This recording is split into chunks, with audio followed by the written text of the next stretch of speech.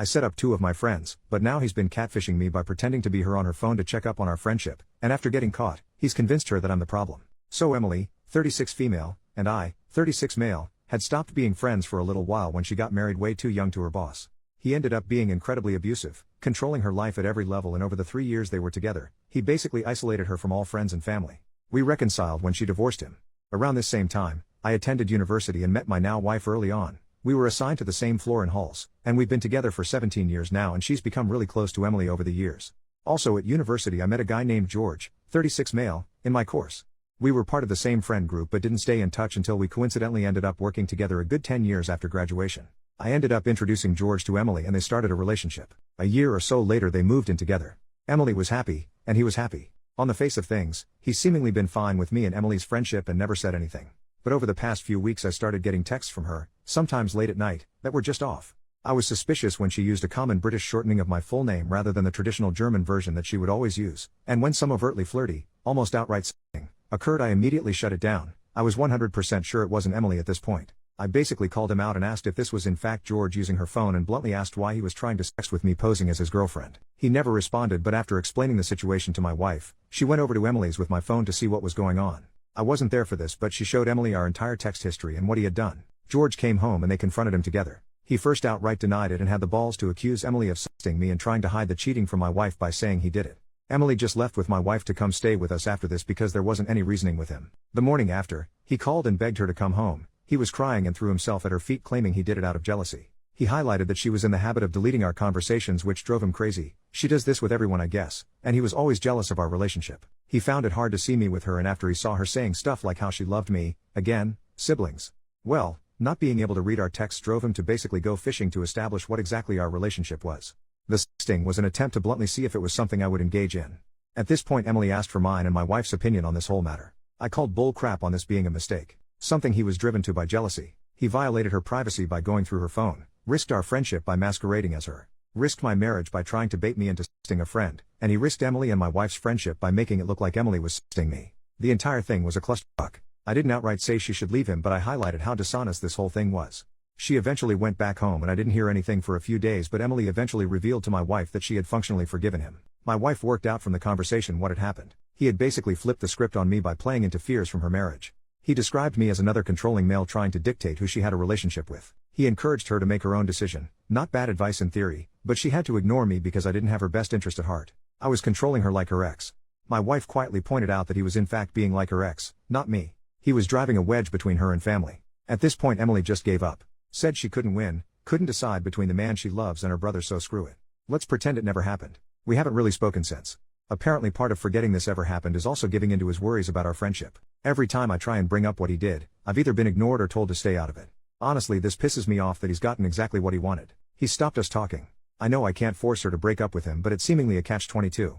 I can't push her to make a decision about what he did whilst he's got her convinced I'm controlling her. I rarely see George at work and he's rightly kept the heck away from me. I was tempted to bring my sisters into this clusterfuck, tell them what happened, they love her like a sister too, and see if they can talk some sense into Emily, but that's somewhat manipulative too.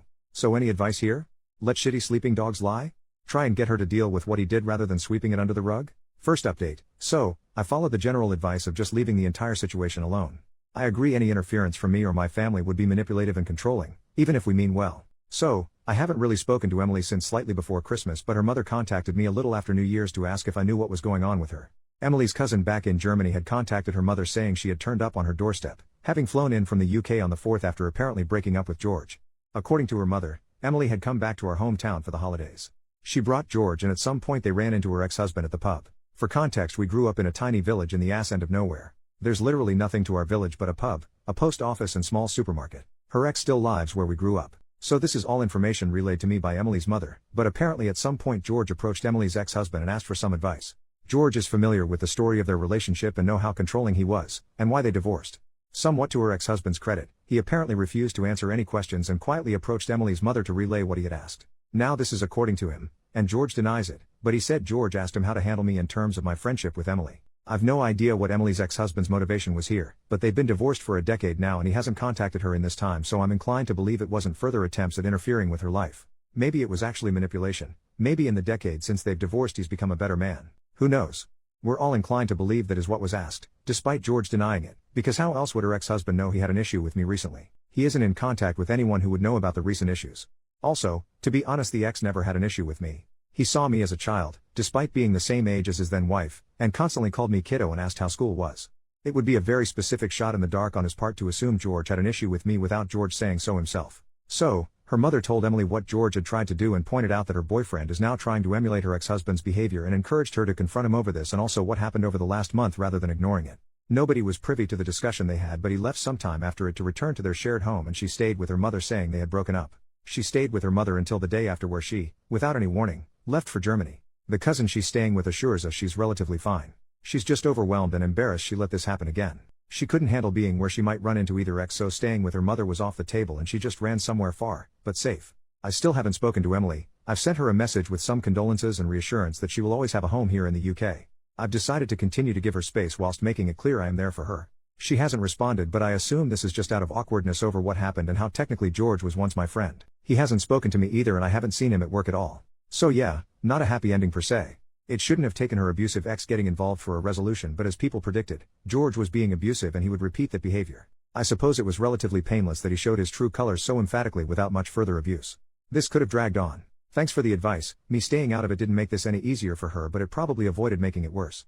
Second update, I jumped the gun a little with the previous update, and looking back I hadn't actually spoken to Emily and it was all second-hand information. Given this whole thing has now been entirely sorted in the 3 months since it happened, I thought I'd actually give an actual full resolution. So, Emily came back to the UK just before the country was locked down and moved in with us, reluctantly. We grabbed some beers whilst we hashed out exactly what went down from her perspective. I apologized for going behind her back and speaking to her mother about it all. Situations like this are never helped by information being relayed through other people, and I asked if she wanted to go through it all start to finish. Basically, she buried her head in the sand the day she found out he had been trying to s me as her. It was just too much. She couldn't win. She either lost the man she loved, and the lifestyle she had, or lost her brother. I assured her she'd never lose me, but she revealed she low-key hated the fact she let herself be taken advantage of like this twice and couldn't face me having not listened to my advice. She also mentioned that breaking up with him would inevitably land her on my doorstep for support, and that made her feel bad also, hence escaping to Germany and not talking to me about this. This went deeper and she opened up about her insecurities, how she regretted never going to university, instead marrying her abusive ex-husband, and how she feels like an accessory to other people's happiness. She saw me and my wife, a power couple, as she put it, and just felt so small by comparison. She did love George, but leaving him would leave her with functionally nothing again, and she couldn't handle that. We talked about this a lot. I revealed I was aware my support of her could be a problem. I was feeling like I had made their relationship awkward by being so involved in her life. It might have been hard for George feeling like her boyfriend whilst I was there picking up her tabs, doing the DIY and basically acting like a father coddling his child. I asked if my, with retrospection, financial support of her tied into this feeling of inadequacy, like I was dragging her along for my ride, and she said it was a problem. She felt trapped when the relationship ended because she had no independence or true control. Whilst I would never use my position to control her, she would still be living by someone else's good graces. She felt she needed to stand on her own 2 feet, be her own woman rather than relying on a man, no matter how much she loved and trusted him. That way her decisions would be her own, rather than under some level of duress. In the same way a child wants independence from her parents, she feels she finally needs independence from me. So we came up with a game plan. Now the lockdown has obviously made this harder. She is still living with me and my wife currently, but the plan is she's going to go back into education. She was capable of attending university, had the qualifications, but decided not to due to marriage. My financial security was really born of an inheritance I had after my father died. Life insurance. I used to not have to worry about rent during my extended time in education and early career. I bought a small flat with it that I still own. I've decided to pay it forward and put her in a similar situation by letting her use my flat, which is currently unoccupied because it's only been rented to students due to its proximity to 2 universities. Yes, this is me financially supporting her, but in a strictly limited way. No more covering errant bills, paying for holidays, or footing the bill when we socialize. She will not pay rent, but she will cover all bills on the flat, and she moves out the moment she's working. She didn't love the idea of me owning her home, but I called it my last act as that guy in her life, the pseudo-brother, father, sugar daddy, best friend. After this we'll just be independent siblings and best friends. She will be moving soon. We'll need her room after all, since my wife is now 5 months pregnant. Turns out she's been pregnant since late December and all this started. As for George, he swears up and down he never asked the ex-husband to handle me. He claims he asked how to be fine with me. It wasn't seeking advice how to deal with me. It was seeking advice how to be fine with me the way her ex-husband was. Could be true, who knows? It's irrelevant ultimately. Though we recently found out George moved a girlfriend into the house him and Emily used to share, and here's the kicker. It's a longtime friend of his. Emily is fairly certain he never cheated on her, but she out loud laughed when she found out he's romantically living together with a longtime friend 3 months after the breakup. The dude's insecurity was likely born of his own feelings for a friend. He was getting close with a girl he was friends with, so he projected that onto me and Emily.